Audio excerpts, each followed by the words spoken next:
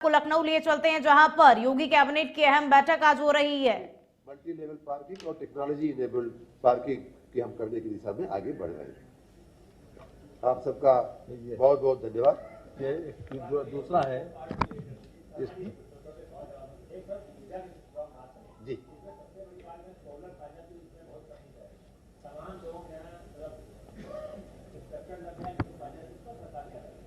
हम लोग, आपने बहुत अच्छा प्रश्न किया। हम लोग हर घर सूर्य की जो माननीय प्रधानमंत्री जी के आशीर्वाद से जो योजना चल रही है, उसमें बहुत ज़्यादा तेजी से हम काम करने के लिए आगे बढ़ रहे हैं।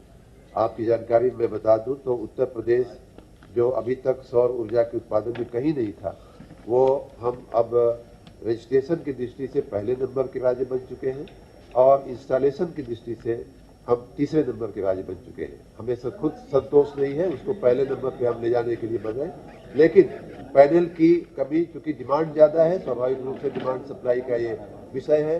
हम लोग डोमेस्टिक मैन्युफैक्चरिंग को बढ़ावा देने की दिशा में हम आगे बढ़ रहे हैं। आपकी जानकारी में आया होगा कि अवाडा नाम का एक ग्रुप है जो पैनल की मैन्युफैक्चरिंग के लिए नोएडा में फैक्ट्री डाल, तो हम चाहते हैं कि अन्य देशों से पैनल और सोलर की व्यवस्थाएं आने के बजाय हमारे देश में उपलब्धि बढ़े।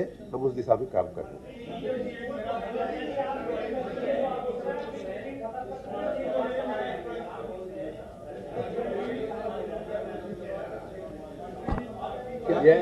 क्या स्कूल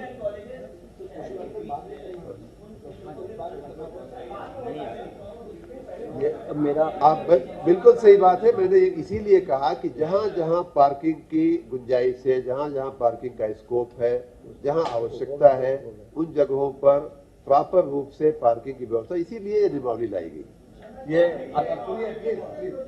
ये तीसरा, ये जो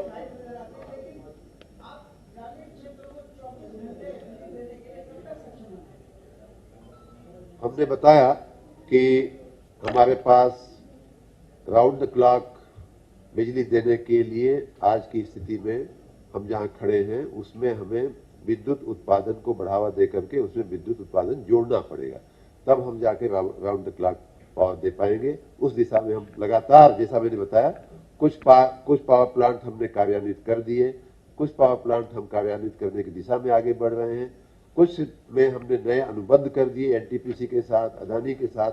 ये सारे के सारे प्रयास और स्टेप्स जो हैं उसी दिशा में हम कुछ ही महीनों और वर्षों में हम राउंड द क्लॉक पावर देने में सक्षम होंगे। आज मंत्रिपरिषद ने एक नई व्यवस्था, और खास तौर से इसकी आवश्यकता भी थी, ये रोजगार सृजन के लिए भी, और इसके ऊपर बहुत बड़ा प्रभाव पड़ेगा जो हमारा टैलेंटेड ग्रुप है। इसलिए उत्तर प्रदेश वैश्विक क्षमता केंद्र नीति 2024 को आज मंत्रिपरिषद ने सहमति प्रदान कर दी है। मैं विशेष रूप से जो हमारे विभाग के प्रमुख सचिव हैं श्री आलोक कुमार जी, उनसे अनुरोध करूंगा कि उस संबंध में विशेष रूप से आप लोगों को जानकारी दें। धन्यवाद सर। जो ग्लोबल कैपेबिलिटी सेंटर नीति 2024 यानी कि वैश्विक क्षमता केंद्र नीति 2024 के संबंध में आपको बताने के लिए यहाँ उपस्थित हूँ।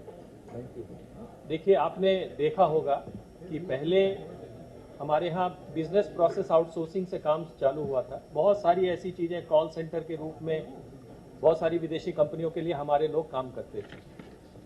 अब जो स्थिति बन गई है, धीरे धीरे यहाँ पर भी और विदेशों में भी जहाँ इन सर्विसेज की कंजम्पशन है, इस बात पे उनको